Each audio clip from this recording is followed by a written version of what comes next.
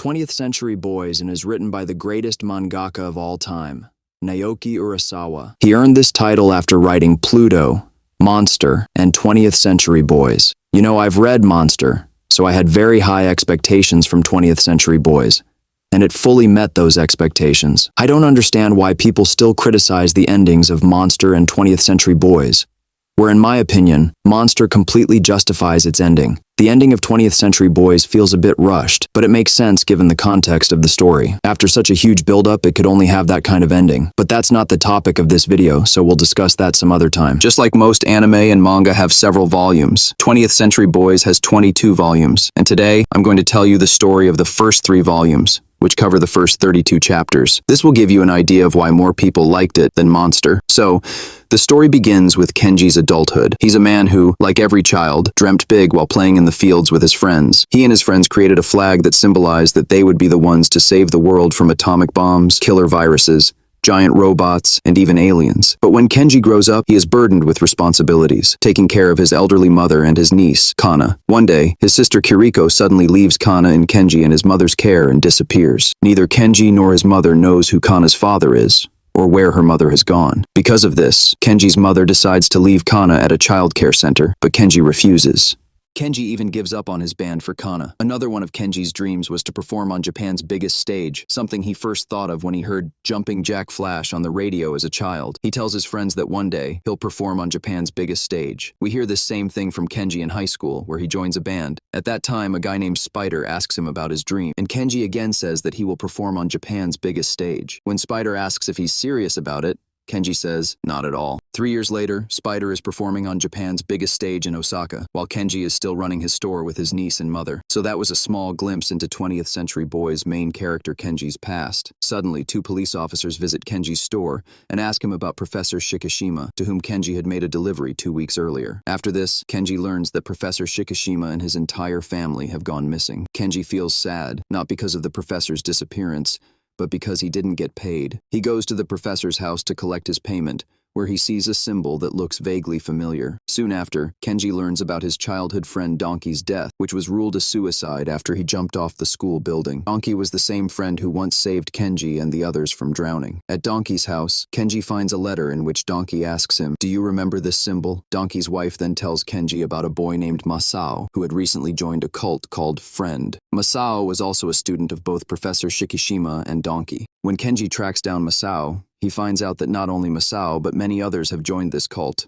whose leader is called Friend. The symbol used by the cult is the same one Kenji saw in Professor Shikishima's house and in Donkey's letter. Under Friend's orders, Masao murders the founder of a religious group with a knife, calling it a purification. Despite racking his brain, Kenji still can't remember the symbol from his childhood. That is, until he and his friends find the box they had buried years ago, with the same symbol on it. This box was made by their friend Acho, who is now a monk in Tibet, so he can't be Friend.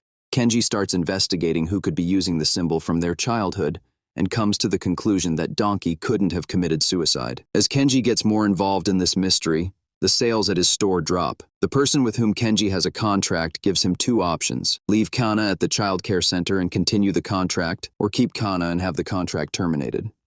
Kenji chooses Kana, his sister's daughter, because it was Kiriko who saved Kenji's life. Otherwise, Kenji's mother would have had an abortion. As their family was too poor to care for another child, Kiriko convinced their mother to keep the baby, promising to take care of him. And not just that.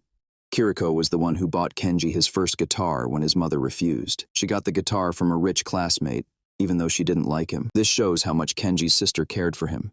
So how could he abandon her daughter? Naoki Urasawa's writing beautifully showcases the importance of these relationships, especially the bond between siblings. Soon after, virus attacks occur in San Francisco and London, leaving victims with blood drained from their bodies. Kenji meets a man, injured by a knife, who is part of Friend's cult. This man had released the virus in San Francisco and asks Kenji where the next attack will happen.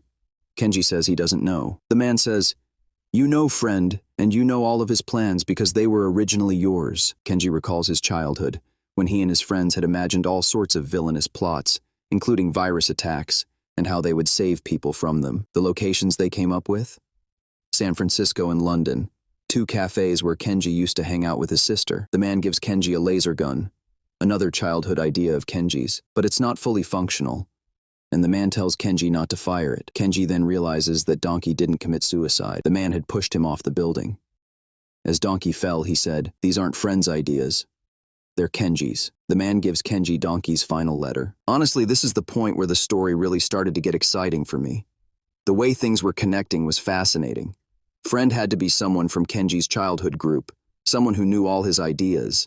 But Kenji couldn't figure out who, as all his childhood friends stood before him, all equally shocked by Friend and his cult. When Kenji reads Donkey's last letter, he breaks down in tears. Donkey tells him, "We swore under our flag that we'd save the world. So now you have to fulfill that promise. Friend must be one of us." Kenji locks himself in a room, playing his guitar until the strings break, overwhelmed by Donkey's words. Then comes a new dawn.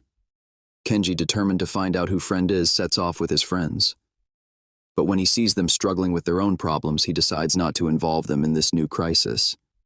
He takes Kana and goes to a city concert organized by Friend. There, Kenji stands on stage, shouting to the audience that Friend is responsible for the virus attacks in London and San Francisco. But no one listens. Instead, they try to drag Kenji off the stage. In response, Kenji pulls out the laser gun. At that moment, Friend makes his entrance. He reveals to Kenji and the entire world that he is Kana's father and Kenji's elder brother. This revelation left me in complete shock. How does Naoki Urasawa write such brilliant plot twists? No one would have guessed that Friend was Kana's father. In my opinion, this should be enough to spark your interest in this manga. I'll tell you more about the story in the next part, which gets even more interesting.